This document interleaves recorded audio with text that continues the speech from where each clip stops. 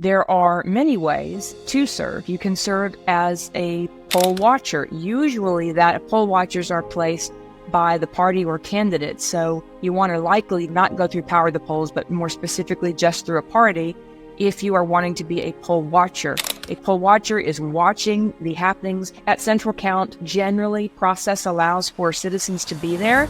So that's kind of how that gets set up, is that your county party is likely putting together a plan and figuring out where they can put people.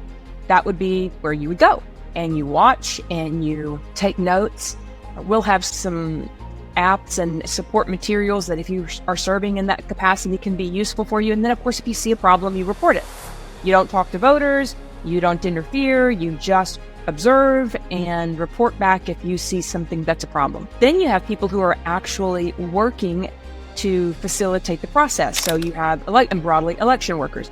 So you have people that are working on the absentee ballot review board. They're checking incoming ballots, and they're, depending on the state, they're either checking the ID that's coming in or they're checking signatures, but they're reviewing the absentee ballots as they come in. And then, of course, you have the people that are working at the polls, and that takes on a number of different roles, and states call these positions different things: judges, alternate judges, clerks. You serve in a different capacity there at the polling place. And then you have central count. Those positions, typically, you can either contact your county directly and say, how can I serve? Or call your party and say, how can I serve? And if they are in the process of gathering information that they share on with the county, the time to do that is now. As things get closer and closer, if they don't have sufficient volunteers or start placing volunteers outside of the county in which that volunteer or that worker lives. So it's a very hands-on process.